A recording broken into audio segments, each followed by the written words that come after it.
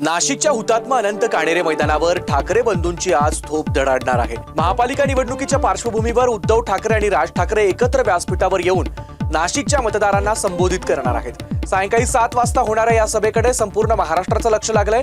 तब्बल 20 वर्षांपेक्षा जास्त काळानंतर दोन्ही ठाकरे बंधू एकत्र नाशिकला येणार आहे। त्यामुळे या सभेत आज ठाकरे बंधू नाशिकच्या मतदारांना काय आवाहन करतात, कोणत्या मुद्द्यांना घेऊन आजचं भाषण असेल हे पाहणं देखील तेवढंच महत्त्वाचं असणार आहे।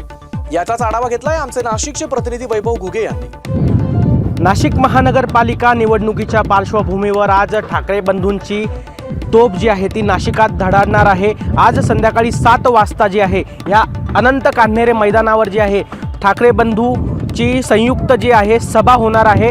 दोन्ही ठाकरे बंधू आज महाराष्ट्रात पहिल्यांदाच नाशिकमध्ये जी आहे ती ही सभा पार पडणार आहे। नाशिकच्या अनंत कान्हेरे मैदानात ही सभा होणार असून आपण जर बघितलं तर या ठिकाणी मोठी जय्यत तयारी जी आहे ती दिसून येत आहे। खरं तर मोठ्या प्रमाणात बॅरिगेड जे आहेत ते या ठिकाणी लावलेले आहेत। अनेक खुर्च्या या ठिकाणी ठेवण्यात आलेल्या आहे। मोठा पोलिसांचा फौजफाटा जो आहे तो देखील या ठिकाणी जो आहे तैनात करण्यात आलेला आहे। खरं तर नाशिकमध्ये जे आहेत उद्धव ठाकरे गटाचे एकूण 80 उमेदवार आणि मनसेचे जे आहेत एकूण 30 उमेदवार जे आहेत ते महापालिका निवडणुकीसाठी उमेदवारी करणार आहेत। त्यासाठी जे आहेत मतदारांना संबोधित करण्यासाठी जी आहे ही सभा दोन्ही ठाकरे बंधूंकडून नाशिकमध्ये पार पडणार आहेत। आज सायंकाळी जे आहेत दोन्ही ठाकरे बंधू आता मतदारांना काय संबोधित करता याकडे सगळ्यांचं लक्ष लागलेलं आहे। माझ्या मागे जर आपण बघितलं तर या ठिकाणी जी स्टेजची जी आसन व्यवस्था आहे, जिथे पदाधिकारी बसतील, दोन्ही ठाकरे बंधू बसतील, त्याची देखील मोठ्या प्रमाणात या ठिकाणी काम सुरू आहे।